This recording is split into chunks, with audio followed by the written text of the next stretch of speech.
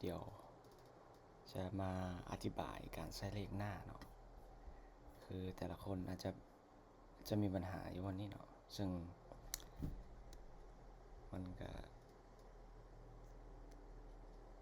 ต้องต้องทำความเข้าใจเกี่ยวกับsection เนาะเข้ามาตัว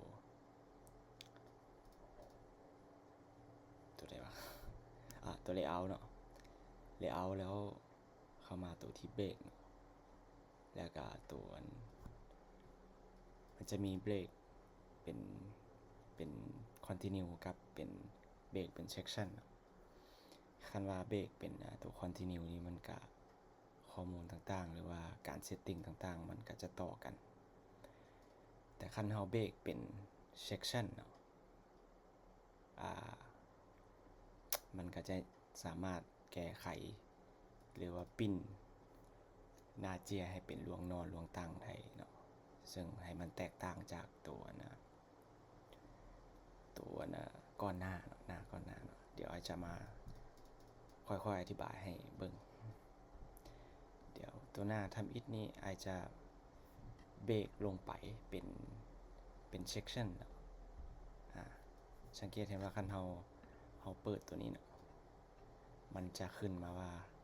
section break เนาะ next plate เดี๋ยวอาจจะให้หน้านี้เป็นหน้าปกเนาะ cover โอเคสมมุติว่าหน้านี้เป็นหน้าปกของเฮาเนาะแล้วหน้าที่2มันอาจจะเป็นพวกคำนำอย่างต่างๆเนาะ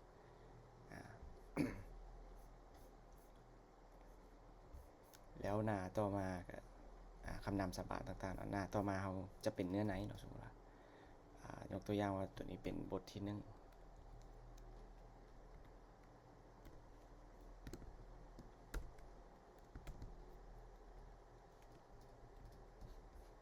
ตัวนี้เป็นบทที่1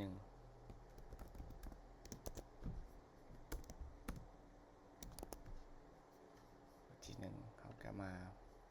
ตั้งให้มันเป็นไททอลเนาะบทที่1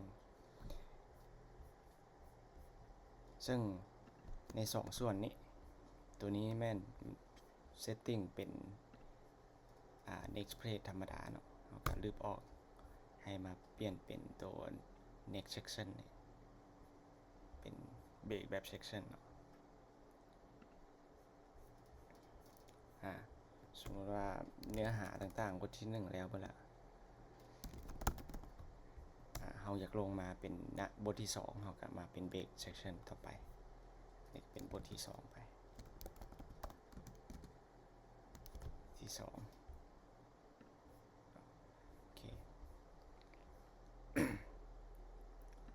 หลังจากที่เราเฮ็ดบทเบิดละทุกอย่างเฮ็ดบทเราเฮ็ดไปหมดละเราก็จะมาเพิ่มหน้าเจียนวันนี้เนาะโดยที่ดับเบิลคลิกใส่ตัวทั้งรูปนี้ก็ได้เนาะ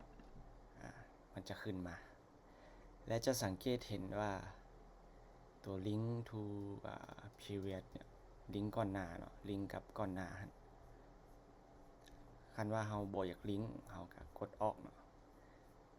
ตัวนี้แม่นให้มากดอยู่ตัวนี้ตัวหน้าทำอิฐของบทที่1เนาะกดออกไปเลยซึ่งหน้าหลังจากนี้เนาะหน้าเนื้อหาหลังจากนี้ไปมันก็จะบ่ลิงก์กับหน้าก่อนหน้าคือพวกหน้าสารบาทต่างๆเนาะ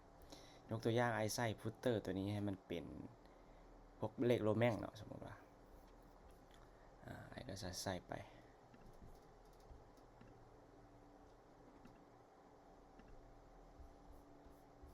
สังเกตเห็นว่าหน้านี้จะเป็นหน้าที่2เนาะ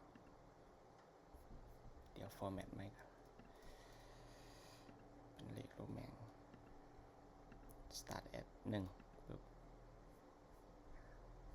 ตัวนี้เนาะหน้าปกเฮาบ่อยากให้บ่อยากให้มันเป็นเลขหน้าเจียเฮาก็คลิกออกคลิกตัวนี้ออกคือกันและตัวนี้เฮาก็สามารถลบฟุตเตอร์ออกได้หลังจากเฮาลบแล้วตัวหน้าเจียตัวในสารบานที่เป็นเลขโรแมงมันก็จะยังอยู่เนาะแล้วมานี้บทที่1เฮ เฮาบ่มีเลขหน้าเจียเนาะเฮาจะเริ่มนับ1ไปเฮาก็มา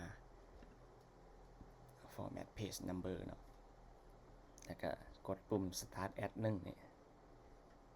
ตัวเลข1 2 3เนาะปึ๊บ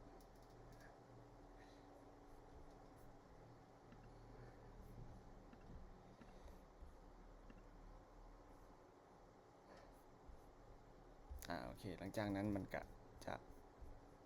จะขึ้นมาเลข1ให้เรานับ1ให้มาไปตั้งแต่บทที่1ไปเลย1 2 3ไปเนาะ4หลังจากเราเซตติ้งแล้วก็กดออกได้แล้วมาลองดีเฟซสารบานครับเบิ่งอัปเดตเฟลหลังจากนั้นบทที่1เราก็จะเริ่มเป็นหน้า1ไปประมาณนี้เนาะถ้าว่ายังมีส่วนใดสับสนหรือว่าบ่เข้าใจก็ลองแคปจอหรือว่ายังส่งมาให้ตื่มก็ได้เดี๋ยวสิอธิบายให้ตื่ม